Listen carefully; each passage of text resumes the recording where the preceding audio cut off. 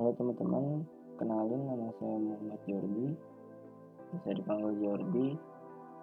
Kali ini saya akan mempresentasikan tentang materi jaringan komputer dan jenis-jenisnya, sekaligus untuk menyelesaikan ujian akhir semester saya pada mata kuliah Prakita dan Instalasi Jaringan Komputer.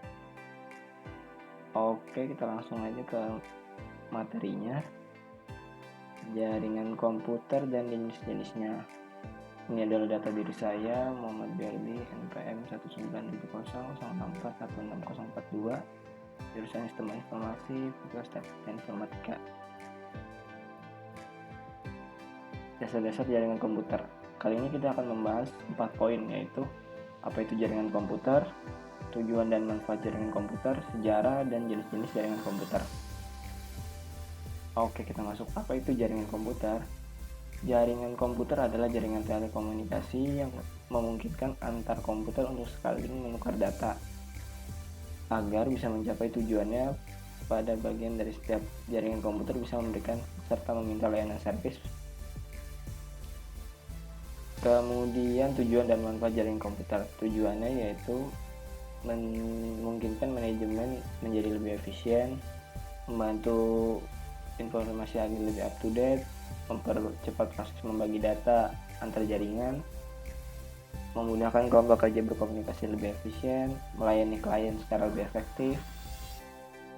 Terus manfaatnya sharing data lebih mudah, komunikasi lebih efektif, efisien, memungkinkan penyampaian informasi lebih terpadu dan lebih efisien.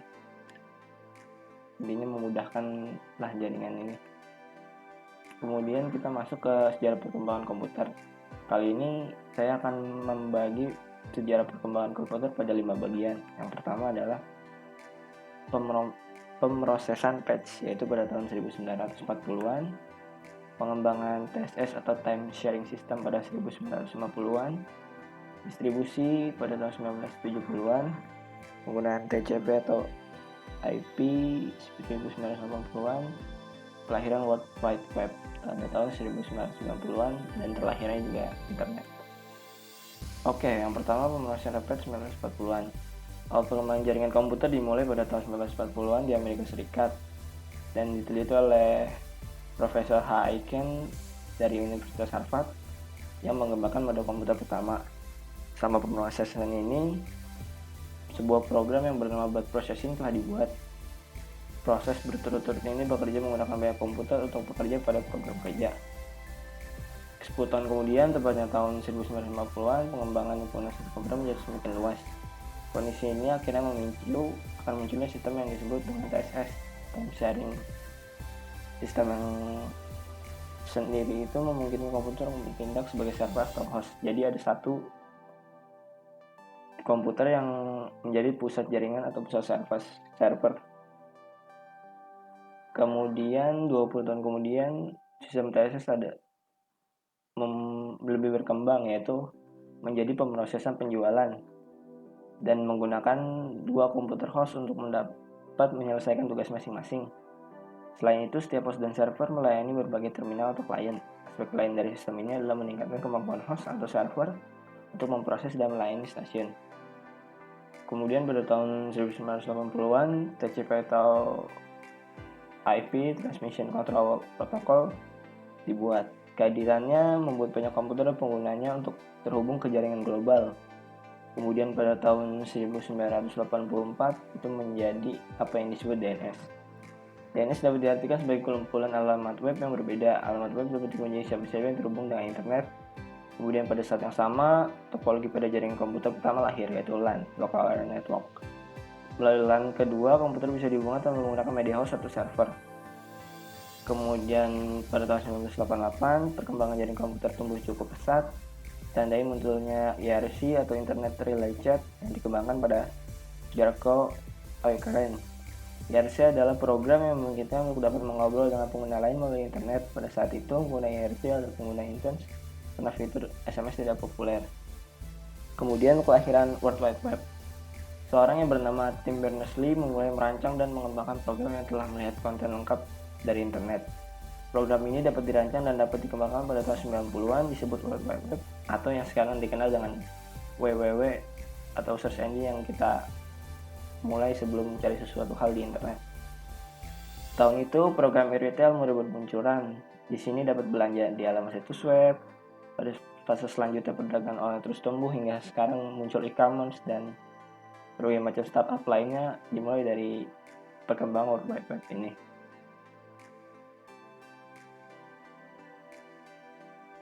Sejarah singkat sudah saya jelaskan, kemudian kita lanjut ke jenis-jenis jaringan komputer. Jenis-jenis jaringan komputer kita bedakan berdasarkan pertama sumber data atau informasi, peranan dan hubungan tiap komputer dalam memproses data, topologi, jangkauan geografis, serta media transmisi data. Yang pertama dari sumber data atau informasinya, dibedakan menjadi dua, jaringan terpusat dan jaringan terdistribusi. Jaringan terpusat yaitu jenis jaringan komputer yang terdiri dari satu komputer induk dan satu atau lebih komputer terminal. Komputer induk berfungsi sebagai sumber data yang dibutuhkan oleh komputer terminal. Komputer induklah yang menyimpan semua data-data maupun aplikasi untuk kemudian didistribusikan ke komputer internal. Sedangkan komputer internal itu sendiri berfungsi sebagai perantara pengguna aja untuk komputer induk. Sedangkan jaringan terdistribusi merupakan jenis jaringan komputer yang terdiri dari beberapa komputer induk. Berbeda dengan jaringan terpusat, pada jaringan terdistribusi semua host yang terhubung pada jaringan ini bisa berperan sebagai komputer induk. Artinya distribusi data yang terjadi pada jaringan komputer jenis ini tidak hanya dari satu komputer induk server, melainkan semua komputer. Ini salah satu contoh simulasinya. Jaringan terpusat gambarannya seperti ini, jaringan terdistribusi seperti ini. Kemudian kita berdasarkan dengan peranan dan hubungan tiap komputer dalam memproses data. Yang pertama adalah jaringan client server. Jaringan ini terdiri dari satu atau lebih komputer yang bertindak sebagai server dan beberapa komputer yang berperan sebagai client. Umumnya yang bertindak sebagai server hanya satu komputer dan komputer lainnya berperan sebagai client. Komputer server berperan sebagai penyedia sumber daya atau data, sedangkan komputer client menggunakan sumber daya atau data yang disediakan oleh komputer server. Ini contoh gambarannya. Jaringan peer-to-peer. Pada jaringan jenis ini, masing-masing komputer, baik komputer klien maupun komputer server, mempunyai peran dan kedudukan yang sama. Dengan kata lain, komputer server dapat menjadi komputer klien dan sebaliknya. Dan mereka saling terhubung, perannya dapat digantikan. Kemudian kita masuk ke berdasarkan topologi hybrid atau yang lebih sering dikenal topologi bus. Adalah topologi yang luas, yang mana topologi tersebut adalah gabungan dari dua atau lebih jenis topologi yang lainnya. Topologi hybrid tersebut memiliki ciri-ciri dan sifat dari jenis topologi yang ada di dalamnya. Yang kedua, topologi jenis jaringan ring. Topologi ring atau topologi cincin merupakan topologi jaringan yang rangkaiannya berupa titik, yang mana masing-masing titik bagian kanan dan kirinya terhubung ke dua titik lainnya sampai ke komputer yang pertama dan akhirnya membentuk cincin atau lingkaran. Topologi star merupakan bentuk jaringan yang mana terdapat satu penghubung sebagai pusat dan setiap komputer tersebut ke penghubung tersebut. Hub switch ini posisinya ada di sentral dan berfungsi untuk menghubungkan satu komputer ke komputer yang terhubung dan juga menghubungkan komputer ke file server. Yang keempat, topologi mesh atau mudahnya dinamakan topologi jala adalah bentuk topologi jaringan yang mana semua workstation bisa terhubung satu sama lain secara acak atau tidak teratur. Karena workstation langsung terhubung dengan workstation yang dituju, maka arus data bisa dilakukan dengan cepat tanpa harus melalui workstation yang lain. Yang terakhir, topologi jaringan tree. Topologi jaringan tree atau pohon merupakan topologi jaringan yang bertingkat dan hierarki yang mana antar koneksi menggunakan hub atau switch dan masing-masing hub terhubung dengan file server. Topologi tree ini sebenarnya adalah kombinasi dari topologi star dan topologi bus. Namun yang membedakannya adalah topologi tree ini terdapat banyak hub di dalam jaringan dan sistem yang hierarki. Ini adalah gambaran dari masing-masing topologi tersebut. Ini adalah topologi bus yang dua server. Ini topologi ring, topologi star yang ada pusatnya di tengah. Topologi mesh atau jaring, dia bentuknya seperti jaring. Topologi tree, yaitu gabungan dari topologi bus dan topologi lainnya. Kemudian berdasarkan jangkauan geografis. Yang pertama kita sering kenal atau kita sebut LAN, Local Area Network. merupakan jaringan komputer yang mencakup area atau wilayah yang kecil, biasanya digunakan pada jaringan di warnet, kantor, atau sekolah. Kemudian MAN, Metropolitan Area Network, jaringan komputer dalam satu kota antar kota tertentu, kecepatan data yang tinggi. Jaringan komputer ini menghubungkan berbagai lokasi seperti perkantoran, kampus, dan pemerintahan.